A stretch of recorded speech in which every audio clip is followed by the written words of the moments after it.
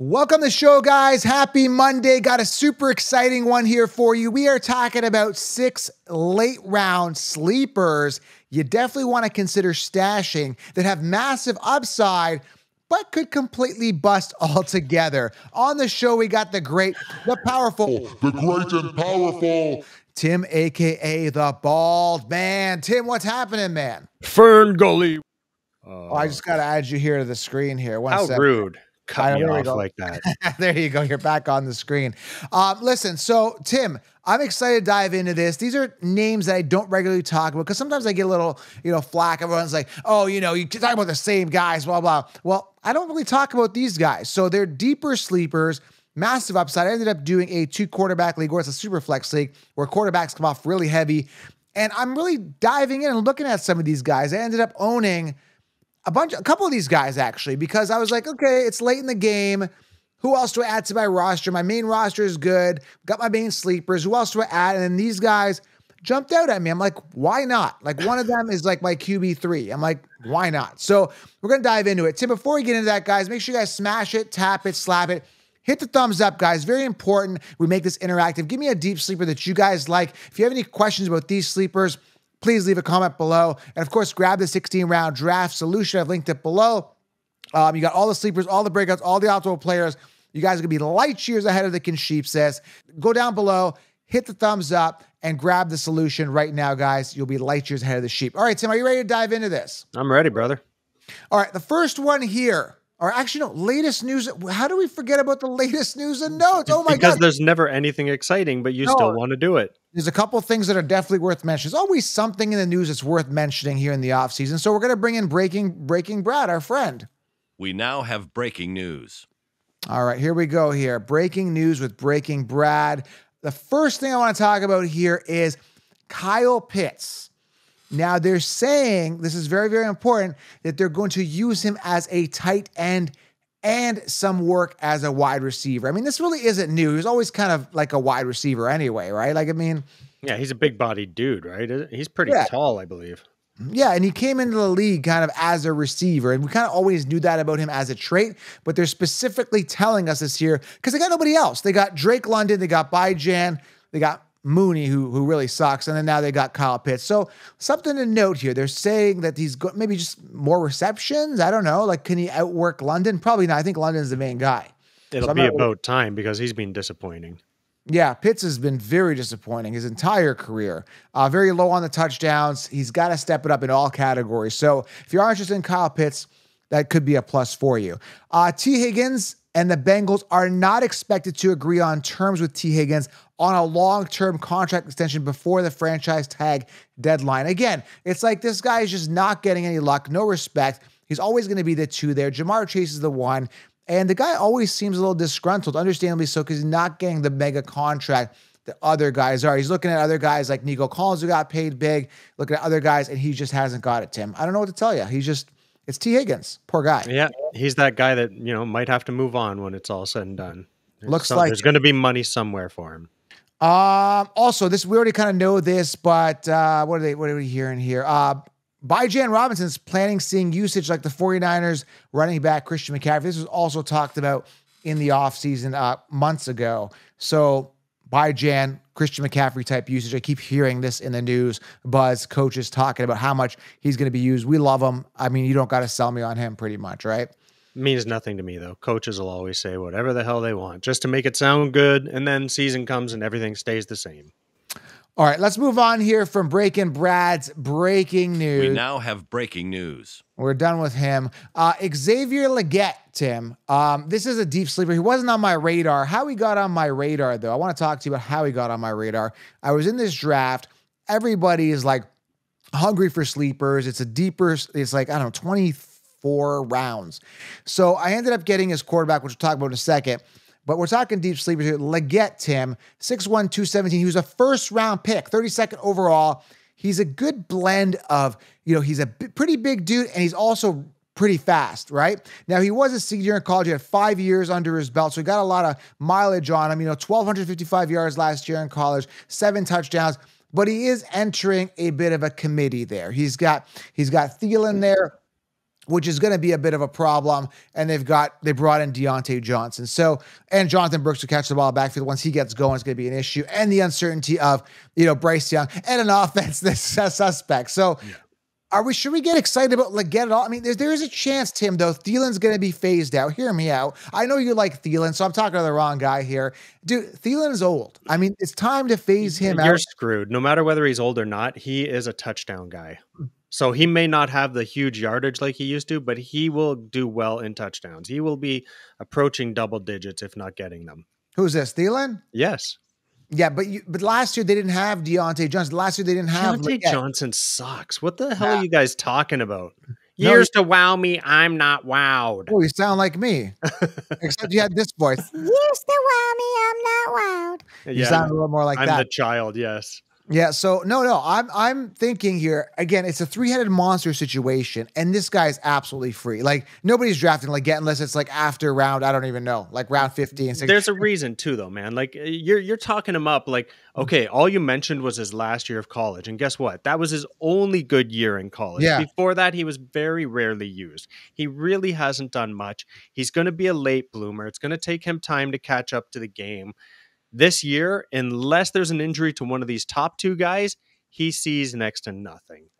Yeah, and the thing is, like I said, he was, second senior years when he kind of came alive. But there's something that the Panthers are seeing in him, and there's something in he's a first-round pick. So they're seeing something that he could do with that offense. Obviously, Thielen is old, over the hill. He's washed up. It's time. I know you love Thielen, dude. Again, I don't love him. But his value right now is friggin' unreal. And the fact that you guys are saying he's old and washed up, and he's probably barely 30. What I'll give you is the fact that he has that rapport with Bryce Young. So maybe he's just going to be a safety blanket. But I think Leggett emerges. But again, it's going to be target dilution. But here's the thing, though, right? You are looking at a guy who could be a wide receiver one on his team, could be, but you're not spending anything to get him. We're having the same type of situation, Tim, where there's like, who is the wide receiver one? And, they're coming off rounds 2 to 3 or 4. This guy is pretty much undrafted. Like you're getting him for an absolute bargain is all I'm saying. We're here to talk late round steals. So that's it. Late round guys that have upside. And this guy could be, or he could be a nothing burger. And if he's a nothing burger, I'm okay with that. And then you're saying, well, Joe, those guys coming off rounds 2 to 3 have CJ Stroud throwing the ball. That's great. Yes. But you still don't know who the one is. And are you willing to invest a first round pick? I'm not doing it, Tim. I'm not doing it. Yeah, this is a late round, and like you say, boomer bust, or he could even just be average. But either way, he's going to cost you nothing. You can take the chance on him, throw him on your bench. If something happens to Deontay or Thielen, to me, obviously, yeah, he is the next best thing. He does have great height, weight, speed. He's got it all. I just think he needs a little more time to develop. The only thing I think with him is just target dilution. I think it might be diluted if targets with Thielen, Deontay, and all the other guys there. So just something to think about. The next guy here just rolls right into it. I had to bring him on here is Bryce Young. Okay. Again, the quarterback throwing to him. We're talking a Heisman Trophy type guy, right? This is the guy that crushed it in high school. Sorry. He was actually, that's right. High school, college, all throughout, he's always been a successful player, right? College, 6 foot, 194 pound guy. He was a first round pick last year. I think first overall for that matter, in the 2023 draft on the Panthers. The offense was terrible, Tim, last year. When I say terrible, I'm talking like bad O-line. Okay. They improved the O-line. Adam Thielen was his number one wide receiver, and they had Chark there. I watched tape on this guy. He is actually not that bad of a player. Now he's got a good coach. He's a quarterback's coach, the guy that's worked with Geno Smith in the past, what made Geno Smith viable. Bryce Young is in a great situation. He's a mobile quarterback. And here's the thing. In a 2 quarterback league, in a super flex, he's a good quarterback 3. That's why I put him on here, because I ended up getting him as my QB3. So that being said, I'm excited for him because I hope he does really well and his back's against the wall. It's a make or break year. Carolina's looking for another quarterback. Bryce Young, ultra elite talent, first overall pick last year, bad O-line, improved offensive weapons this year, improved O-line, quarterback coach, and everything is set for this guy to have a much better year. I like Bryce Young, but don't draft him as your main quarterback.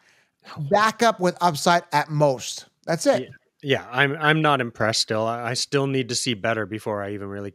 The fact that you say you're QB3, that's fine. That's absolutely fine with me. But man, his numbers were mediocre. Hit mid-20s in completion at best with very weak yardage. We're talking like maybe 5.5, 6 yards Yeah.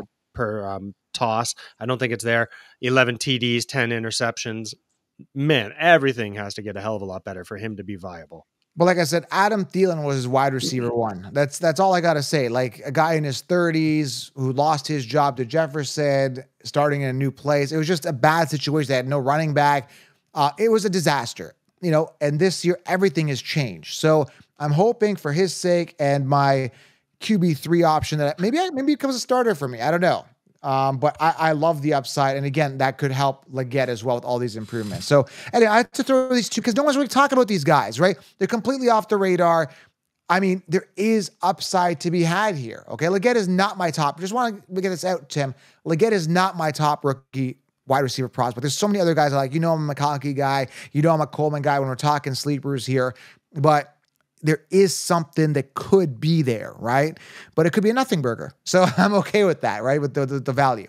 Next guy here, I've actually ended up missing out on him in all my leagues for some reason as we're looking at sleepers or we're kind of in the later rounds, is Kamani Vidal. And the main thing that's really, really attracting me to him is not so much, his late, what is it? It was a 4th round pick, right? Kamani Vidal was, let me just... Yeah, 6. Oh, wow. No, sorry. I got him listed as the 6th round pick. I'm way off. 181 overall by the Chargers, 5'8", 215. Strong guys. College numbers, solid, man. He was a workhorse. 297 attempts, 1,600 yards, 5.6 yards per carry, 4 touchdowns last season as a junior. The thing about it is, if you watch tape, he looks good. And you got to look at the situation he's in, right? Gus Edwards and J.K. Dobbins are ahead of him. That's the only thing that's kind of appealing about Kamani Vidal because there's a chance he could be the starter, but it could be a nothing burger. But the problem is like you got Gus Edwards, years to wow us, we're not wow. Kind of had a good year last year.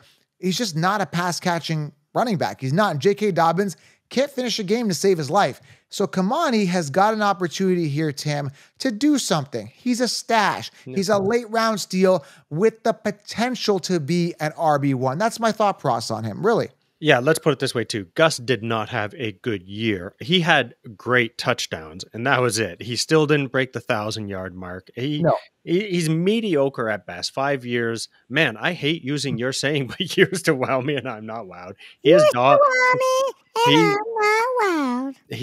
dog crap for the most part. So as far as I'm concerned, Vidal is that little tank, man. 5'8", 215 pounds. Like he can just pound it in there.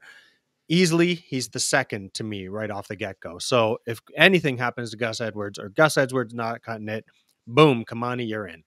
And he can catch the ball, 18 receptions, 201 yards receiving, averaging 11.2 yards per reception, and a touchdown last year. Mind you, he didn't get any receiving touchdowns in his 3 years prior in college, but 26 receptions the year before, 22, and then 26 it is freshman year. So, man, I don't know. There could be something there, but we're talking late round stash steals, like stash away, and it doesn't really hurt you, right? Because so many people are like later in the draft, and they end up drafting guys that just aren't going to get any volume, guys that have had years to wow us, we're not wowed, or they're so far in the depth chart that like, and they're in the year, you just kind of know the name, and you're like, I'm just going to pick that guy up, and they just do nothing. So at least with this guy, man, you're getting some upside. That's the way I look at it. That's just the way I look at stashes. It's like, it's a home run or nothing, basically, okay?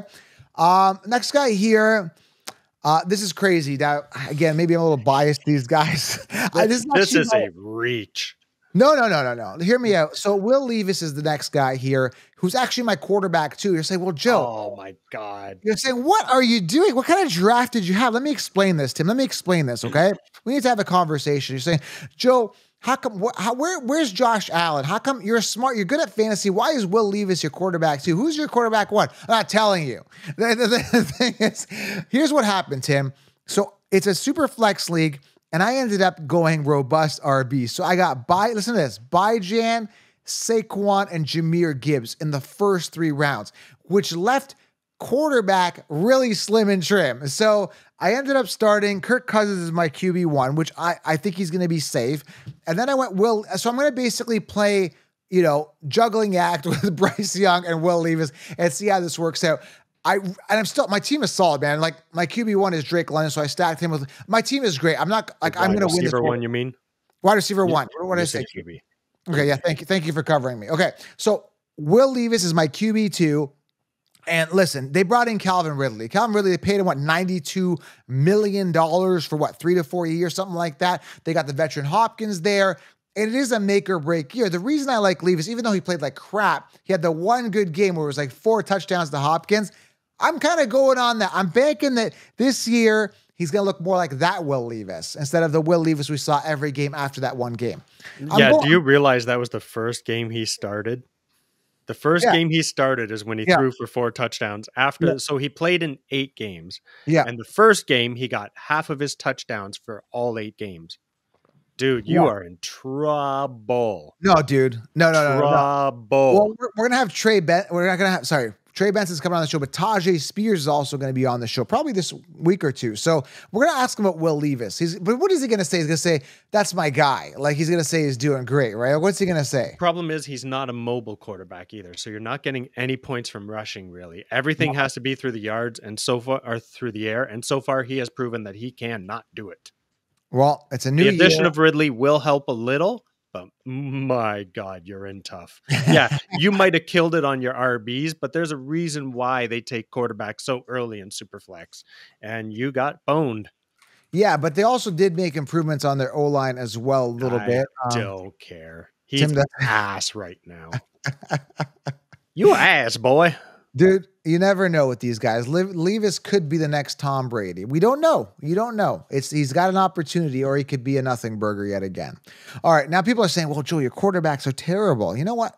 My team, but the guys, Tim, but the guys don't have a 3-headed monster. It doesn't matter. At running good back. Quarterbacks are 300 points plus. I don't care, even with a so-so year. So one guy, I looked at his team. Actually, let me tell you one of these teams here, because I would not want his team, right? And he went 0 RB. Let me tell you a team that went 0 RB. Oh shoot, I'm on the clock right now. I'm actually on the turn, and we are in round 20. We're round 20. I'm on the clock. I'm not picking right now. We're finishing the show. But let me give you an example of a guy that went 0 RB, and I'll tell you what his team looks like. Okay, he went Tyreek Hill, Puka, which I think Puka's gonna have some issues here this year. With Cooper Kupp, if Cooper Kupp stays healthy. He went Brock Purdy, Tua. Then he went Ayuk, Pittman, Amari Cooper, and his RB1 is David Montgomery. I would hate it, my team, if my RB1 was David Montgomery, and then he went Zach Moss. And Tajay Spears. I love Tajay Spears. He got a steal with Tajay. And I had to go Bryce Young on that turn when he got Tajay. I really wanted Tajay, but I had to, because I had so many running backs, I had to go, because on that turn, Tim, if I didn't secure Bryce Young as my 3rd quarterback, he wasn't coming around. It was between him, Russell Wilson, Daniel Jones, and Bo Nix. All those guys could have a decent year. Bo Nix could really come alive. But on that turn, all the quarterbacks were gone. So I had to go Bryce Young. I would have ended up with like a Sam Darnold who could lose his job to McCarthy. That's a whole other story. We're talking late. It's right on topic, right? We're talking late rounds. So Levis, you never know. Okay, let's jump back to that team for a second, even though we're going off on a big tangent. So he's got pretty damn good wide receivers. He's got mediocre running backs. What were his quarterbacks again? Who are we talking about here? The other guy, the team, the example you just used. Oh, his team. Oh, yes. It was, let me go back here. I got to open this back up. Oh, I screwed you. Okay. Montgomery was his RB1. Then right, which is touchdown dependent. Yeah. And then, so Tyreek, Puka, Brock Purdy, Tua. Brock Purdy and Tua. So he's got pretty good quarterbacks. I mean, his only thing that he's hurting in is running back. So if trades are allowed in this league, he's still probably going to do pretty well because he can trade for a. No, trades are not allowed. Trades are not. That's why you have 20. So he's going to be hurting a little bit at running back unless he got some late picks that may pan out as well. But the rest of what he's got is great. I ended up it's round 21. Speaking of a late round, still will keep the content rolling. I just drafted Isaac Guerendo. He was the rookie drafted by the 49ers. So if my theory that CMC is going down, Isaac Guerendo, baby, let's go with my 22nd pick. And you think he's like second in line still? I think so. He had a really good combine. You never know. You never know. You never know. You don't know. I don't know. with these rookies, I mean, look at Kyron Williams. I mean, if I told you, we were sitting here last year and I said, man, Kyron Williams was my 22nd pick, like, who the heck's that guy? Or like Puka, like, who the heck's that guy, right? Or like, people even were sleeping on Tank Dell and Nico Collins last year. I was telling you, draft Nico, draft Tank Dell. So anything can happen, guys. Fantasy football, it's the Wild West sometimes. Okay, Late round guys. let's stay on that team for 1 second again. I don't need to know any players or anything, but how many positions can you play each week? Is it 2-2-2 or 2-2-3? Oh, this is a wild one. So listen to this. It's a super flex league, but you can flex up to 1, 2, 3, 4, 5, 6 flex spots. So you can start up to 7 running backs, dude. Wow. Okay. Yeah. Crazy. Yeah, do you know what I'm Okay, saying? so you'll do fairly well in that sense then. So that's kind of a saving grace for you. Yeah, so I'm running all my workhorses. So you have literally 5 flexes, like wide receiver, running back, tight end, and then that 6th flex can include a quarterback. You see what I'm saying? Yes. And then you have 1 running back, 1 wide receiver. The rest are all flexes. 1 tight end, 1 kicker, and then obviously your main quarterback. It's great. It's the fishbowl thing. I'm sure you can use your tight ends as flexes too, right? Uh-huh. Yeah. Okay. Yeah. And actually, what's crazy? One team, actually, Tim, literally went. This is straight honest. I think it's this girl in this league. I think I could be wrong. I think it's a guy or a dude. He's got like a girl's name. I think it's a girl. Don't talk crap. No, I'm not talking crap. I'm just telling you. I think it's a girl that did it. So I don't know. But either way, not saying some girls are smart. This one, not so much. Don't try to backpedal. Let's just hear the team. Okay. Okay. So after she fell apart after, I think it's what round is 14? Hunter Henry, Isaiah Likely, Justin Fields, Geno Smith. That's 3 tight ends in 4 rounds. Went Jake Elliott, then Juwan Johnson, Jelani Woods, and Eric All. Like, that's 6 tight ends, man. In like, Oh, by the way, listen to this. She had 3 tight ends in the earlier rounds. She had Kincaid in round 4, Pitts in round 5, Bowers round 8. And then round 14, 15, 17, 19, just all tight ends. Wow. I don't know what's happening with this. I think it's auto draft. No, it couldn't be auto draft. It's she's purposely going for tight. There must be, because the tight ends I think are a premium. So she's trying to bank on maximizing. I see the strategy, but I don't like it. I'm not, like, it's crazy because none of these tight ends are all going to perform well. Like, they're just not. Like Geno Smith, Juwan Johnson, Jelani Woods. Like, come on, really? Yeah, the Dalton Kincaid's a good one. Pitts, Kincaid. Kincaid and Pitts are good. All right, we got to move on here. Anyway, Yes, that was a fun. But anyway, we're talking late round stuff, so it all works. Okay, next one is, this is a bit of a reach, but Tyrone Tracy. Like, this guy wasn't on my radar. People keep talking about him, so I looked him up. Let's look up Tyrone Tracy and see what we come up with here. Okay, the guy was a 5th round pick to the Giants. Iowa, he was a senior year, so he had six years in college here. Didn't do anything in all those years. I don't know, Tim, if you looked them up here. 8 touchdowns last season, just under 1,000 yards, 19 receptions, 132 yards receiving, 0 receiving. Like, he's not phenomenal. Again, 5th round pick, but I'm not a big guy on Singletary. I don't think Singletary is good. Like, I know he did well in a good offense last year, a potent offense, but I'm not really sold on Singletary, so there's an opportunity for Tyrone Tracy later on, man. Just stash him. That's how I look at it, Yeah, and to me, Singletary is just a standard RB. There's nothing special, and he's not crap. He's just standard. He's there, plug and play. He'll give you what he gets, a standard RB number, nothing spectacular. I will say for the most part, even when he was on Buffalo, there was a lack of commitment to go with the run. So he has been hampered a little bit, I think, by the game script. Yeah. And once again, Tracy looks good, especially in high school, man. If you looked that far back, rushing and receiving, like he absolutely killed it. Mind you, that's senior year in high school, so take it for what it is. But it just tells me that he does have the ability to catch and run as well. Average size, average weight, average speed. So nothing special. Everything depends on if Singletary is good to go and stays healthy. Yeah, absolutely. So dart throw near the end at running back. Yeah. Jalen Polk is our last one, Tim. Again, I don't know if I trust, the Patriots at all. But I spelled this wrong too. I hate when I spell the name wrong. The fact is the Patriots are kind of a crap team right now with no superstars, right? So this guy's stepping into a position where there's no superstar. Yeah. So if he shines early, then he may get his dues, and I hate to say it, but I watched a highlight reel and I friggin' hate highlight reels. And let me tell you, the guy looks pretty shifty. He looks like he's always able to get that inside step. It didn't matter what route he was running. It just looked like he was always able to get in front of the back. Yeah, and he's 6'2", 190, nice blend of size and speed, right? Second round pick, 37th overall. Patriots, obviously.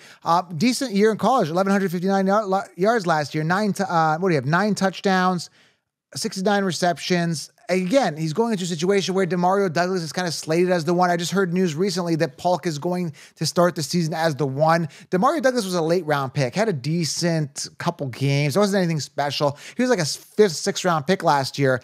But again, quarterback play, is Drake May the solution? What's going on at quarterback there? Nobody really knows. It's the Patriots, new offense, no Belichick anymore.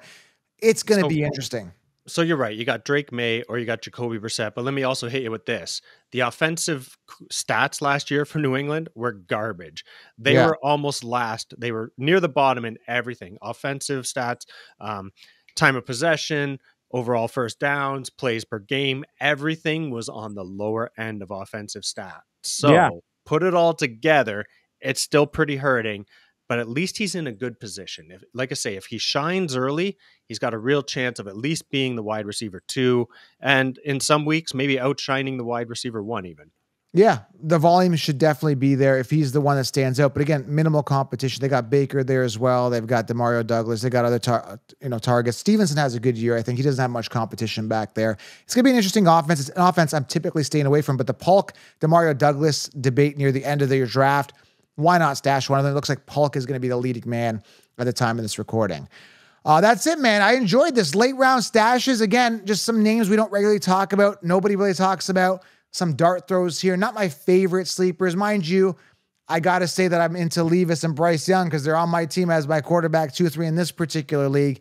The super flexes, again, I like to go running back early and just take them off the board because, again, what they're doing is going the quarterbacks off the board, so I'm not going to give them the best running backs. I take the best running backs off the board. It's worked well before, and as long as you have good quarterbacks to anchor your team, last year I did the same thing. Goff was my QB1.